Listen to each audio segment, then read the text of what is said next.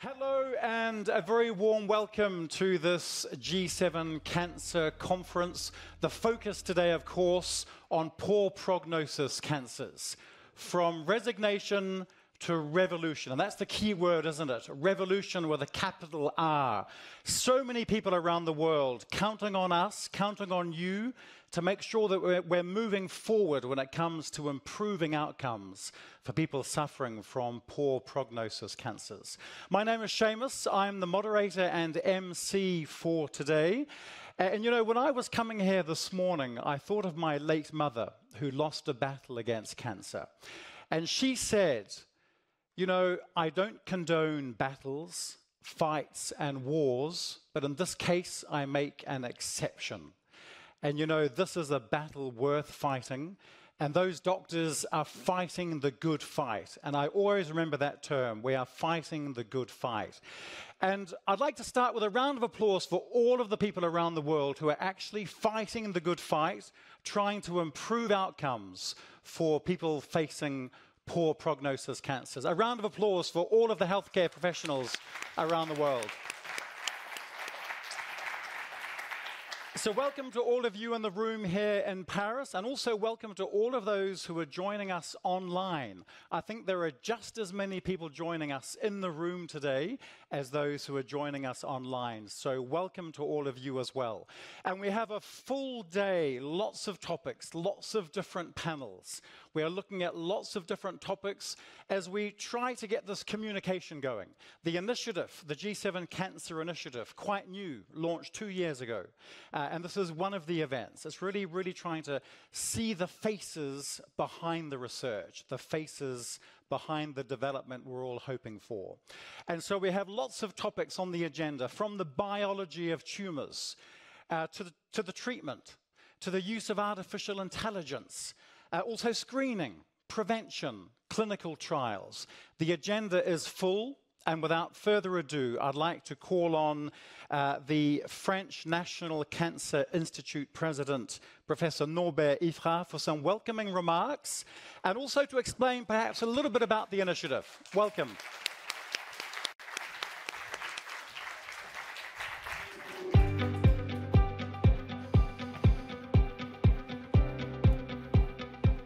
Thank you, Seamus. Your Excellency, Mr. Ando Yosho, Minister and Deputy Head of Mission at the Embassy of Japan in France, Dr. Yannick Neuder, Minister for Health and Access to Care of the French Republic, Dr. Hiro Mano, President of National Cancer Center of Japan, distinguished guests, colleagues, and friends, good morning, and very warm welcome, although rainy, in Paris. It's a great honor and privilege to welcome you all here in Paris for this international conference dedicated to poor prognosis cancers. We are especially proud to host this event in partnership with our esteemed colleague from the National Cancer Center of Japan. I would like to extend my warmest thanks to them and to all of you who have traveled, some from very far, to be part of this initiative. I would also like to particularly thank all of the high-level speakers who have generously accepted to share their knowledge with us today. And of course, Dr. Joan Jovana, President of the Scientific Committee of the G7 Cancer Working Group of poor prognosis cancers. Thank you, Joan, for your leadership and for guiding this conference to life. Today's conference is being held in the framework of the G7 Cancer Initiative, launched 2 years ago by ENCA with the support of our G7 partners. This G7 Cancer brings together 7 leading national organizations and 1 international organization with the goal of strengthening global coordination in cancer research, strategy, and policy. These partner organizations are Cancer Australia, the Canadian Institute of Health Research, the French National Cancer Institute, the German Cancer Research Center, the National Cancer Center, Japan, Cancer Research, UK, and the National Cancer Institute of the United States, Department of Health and Human Services. We have worked with determination over the past 2 years to build the foundation of an international scientific coalition. Through joint webinars, collaborative publications, and strategic coordination meetings, the G7 Cancer Initiative has already demonstrated that structured international dialogue can deliver progress.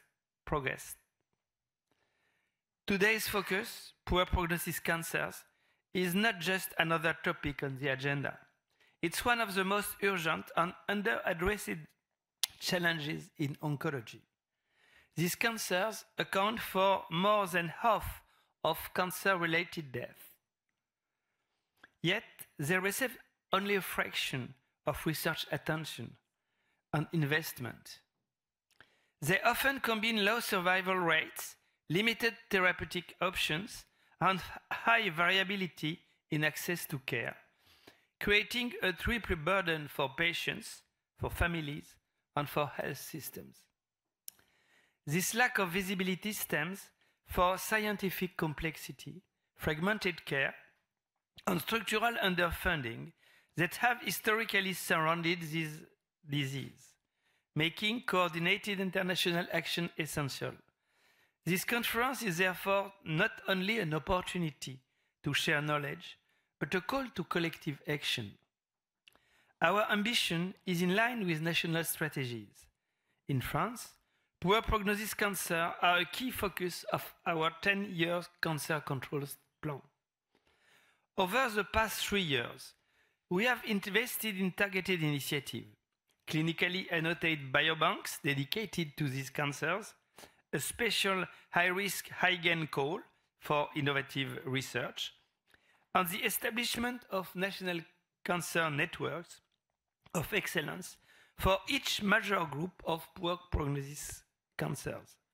Each network is built around a lead cancer center, connected to affiliated expert sites across the country.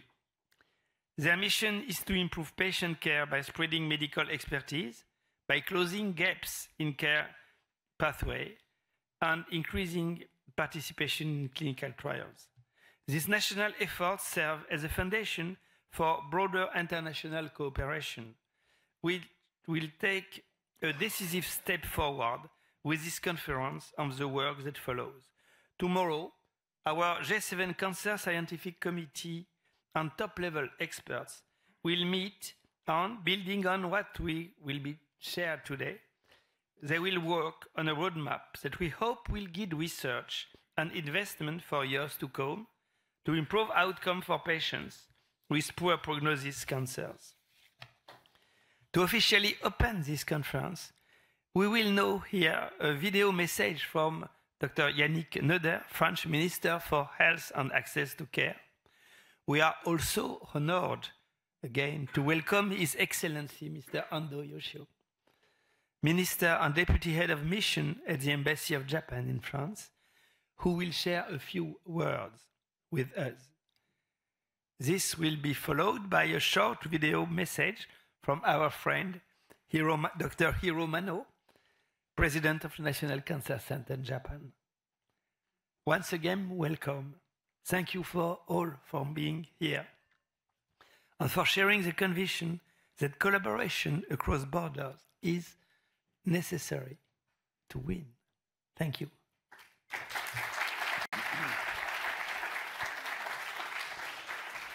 Thank you very much. Thank you very much. And yes, that's one of the key messages, isn't it? That we want to win this fight. We absolutely want to win this fight. We're in this to win. And yeah, challenging times for a lot of people when it comes to research around the world, particularly when it comes to funding. So hopefully a boost to this process. And it starts today with a conference like this.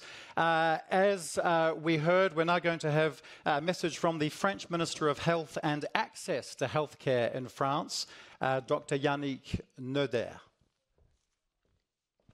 Mesdames et messieurs, chers collègues, comme vous le constatez, je ne peux malheureusement pas être physiquement présent aujourd'hui avec vous.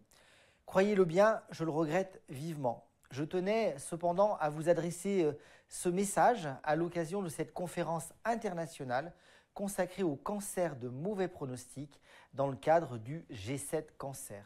Je tiens à remercier l'Institut national du cancer, son président, le professeur Norbert Ifra, et son directeur général, M. Nicolas Scotté, pour les engagements dans l'organisation de cet événement, ainsi que le National Cancer Center of Japan, co-organisateur de cette conférence. Je salue tout particulièrement la présence de son Excellence, M. Yoshio Ando, ministre et chef adjoint de mission à l'ambassade du Japon en France.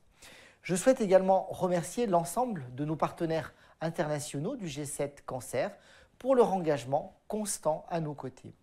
La lutte contre le cancer, vous le savez, est l'un des plus grands défis du XXIe siècle. C'est un défi mondial qui exige des réponses concertées, durables et ancrées dans la science. En France, nous avons inscrit cette ambition dans la durée à travers une stratégie décennale de lutte contre les cancers 2021-2030 qui, vous le savez, repose sur 4 piliers. Le premier, la prévention, en renforçant par exemple le dépistage organisé, la lutte contre le tabac et en élargissant l'accès à la vaccination au papillomavirus. Le deuxième pilier, la qualité de vie pour mieux accompagner les patients, mais aussi leurs familles et leurs proches. Le troisième pilier est celui de la lutte contre les cancers de mauvais pronostic qui concentre les taux de survie les plus faibles. Et enfin, le quatrième pilier est celui de l'équité d'accès aux soins et à l'innovation pour ne laisser aucun patient ou aucun territoire de côté. 3 ans après le lancement de cette stratégie, près de 90% des 237 actions prévues sont engagées. Nous pouvons en être fiers. En tant que ministre de la Santé, j'en ai fait une priorité forte. Je me suis personnellement investi pour renforcer et optimiser nos actions de santé publique contre le cancer dans chacun des 4 axes que je viens de vous mentionner. Par exemple, sur le cancer du poumon, qui, je le rappelle, est justement la première cause de mortalité par cancer en France et qui présente souvent des pronostics sombres, nous avons lancé un ambitieux programme pilote qui doit nous permettre de mettre en place un dépistage organisé, généralisé dès 2030. Mais nous savons que le progrès ne peut s'arrêter aux frontières nationales. C'est pourquoi la France est pleinement engagée au niveau européen et international. À l'échelle de l'Union européenne, nous contribuons au plan cancer européen, à la mission cancer et coordonnons plusieurs projets structurants. Je pense notamment au projet qui vise à bâtir un réseau européen de centres intégrés de lutte contre le cancer, les Comprehensive Cancer Centers. Mais cette ambition ne peut réussir sans un approfondissement de la coopération scientifique au niveau international. C'est tout le sens du G7 Cancer lancé par la France en 2023. Ce groupe de coordination représente un cadre stratégique pour mutualiser nos efforts sur des sujets complexes comme le partage international des données des cancers pédiatriques, la prévention, les inégalités et naturellement les cancers de mauvais pronostic. Ces cancers, vous le savez, concentrent le plus fort taux de mortalité, mais offrent des perspectives de progrès importantes.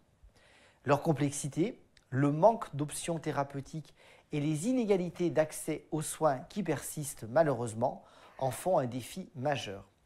Je voudrais ici citer une formule de la très regrettée cancérologue et députée européenne Véronique Trier-Lenoir, à qui nous devons d'ailleurs l'élaboration de la première stratégie européenne de lutte contre le cancer.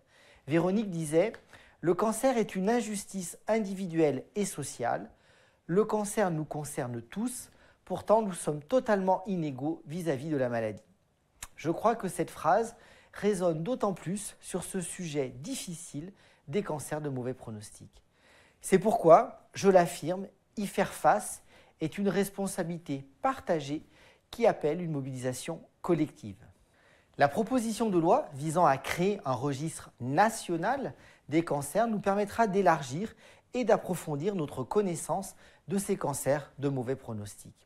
Il s'agit notamment de mieux comprendre leur origine, toujours dans cette optique de prévention et de repérage précoce pour soigner mieux et de façon plus ciblée. Vous connaissez tous mon engagement pour ce registre national. Sur le plan international, la France a une longue tradition de solidarité en santé mondiale. Elle a joué un rôle majeur dans la lutte contre le VIH, contre la tuberculose, contre le paludisme, pour l'accès universel au traitement. Nous avons aujourd'hui la conviction que cette expérience doit être transposée à la lutte contre le cancer, qui deviendra bientôt la première cause de mortalité dans de nombreuses régions du monde. Ce sont des choix politiques importants. Je veux faire de la science et de la recherche un socle de nos politiques publiques et investir dans des coopérations structurantes à long terme. C'est le message que la France portera et continuera de porter, un message de co-construction multilatérale, un message de confiance dans la science et des progrès, un message de solidarité entre les nations et les peuples. Merci à tous pour votre engagement. Vous pouvez compter sur le mien, sur celui du ministère de la Santé et de la France. Je vous souhaite une conférence riche en échanges qui vous permettront d'approfondir tous ces sujets importants que je n'ai fait qu'effleurer tant ils sont vastes. Je vous remercie.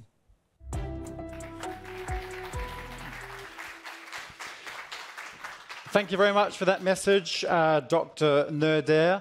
3 words stand out for me when it comes to this initiative: innovation, the sharing of data, and also collaboration.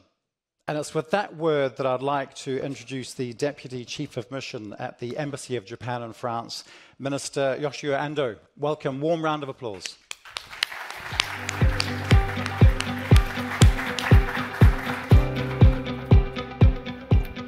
Thank you. Monsieur le Président du French Institute du National du Cancer, Mr. President of the National Cancer Center Japan, distinguished guests and ladies and gentlemen, good morning, bonjour, ohayo gozaimasu. It is my great pleasure to extend my heartful congratulations on this occasion of the G7 Cancer Conference being held there in Paris today. I would also like to express my sincere appreciation for the opportunity to deliver these remarks on the important occasion. This conference, as I understand, serves as a framework under the initiative of the French National Cancer Institute, bringing together the G7 countries and the World Health Organization to share cutting-edge knowledge and to lay the foundation for global initiatives through the collaborative research. In that context, I'm particularly delighted that Working Group 2 is being held as a joint effort between INCA and the National Cancer Center Japan. This working group focuses on the so-called cancers with poor prognosis. Addressing these difficulties, cancers, is a challenge no single country can tackle alone. It requires international cooperation across many dimensions: research and development, clinical practice, policy making, and the sharing of that data. I believe that today's gathering of such a distinguished group of experts and the dynamic discussion that will take place are profoundly meaningful for the future of cancer care and control. Japan and France, under our exceptional partnership, have established a comprehensive bilateral roadmap that promotes cooperation across diplomacy, defense, economy, science, and culture. I believe that enhanced collaboration in cancer research between our two countries is fully aligned with this strategic framework.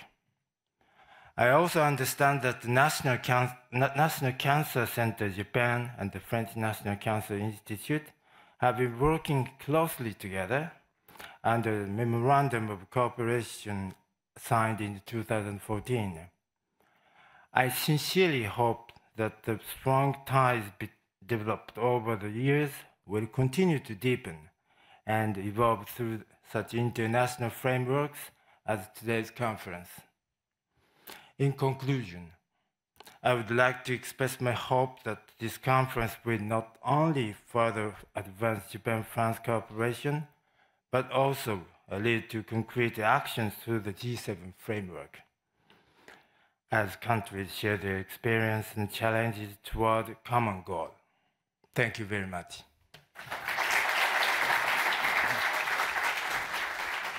Mr. Yoshio Ando, thank you very much. And let's now hear a message at the start of this conference from the president of the National Cancer Center Japan, Dr. Hiroyuki Mano.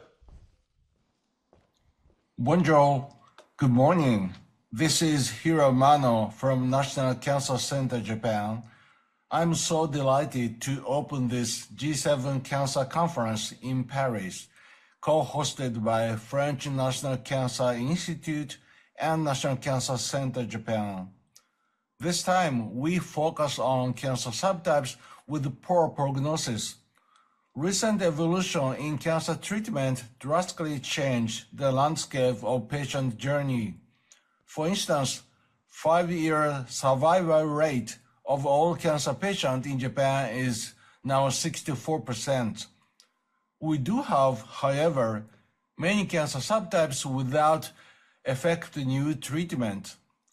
To tackle these cancers, here we will exchange the information of epidemiology, early detection technology, environmental factors, precision medicine, and clinical trials in our G7 cancer framework. For intractable cancers, we have many issues in common and also many issues individually. For instance, incidence of cancers at adolescents and young adults differs dramatically from nation to nation. In Japan, our National Cancer Center played a central role in establishing the National Cancer Genomic Medicine Platform, which already collected information of more than 100,000 patients, and also recently revealed that almost half Japanese colorectal cancer patients harbor E. coli producing Colibactin. The former registry would be useful for international clinical trials, and the latter colorectal cancer story may induce novel prevention strategies. So I should say it is highly important and valuable for the G7 Cancer Initiative to work together closely in every aspect of cancer and cancer patients. Finally, we very much thank the team of French National Cancer Institute and others to make this important conference happen. I'm sorry that I cannot be there for other appointments, but do hope hot discussion among the attendees who may start the new collaboration. Thank you very much.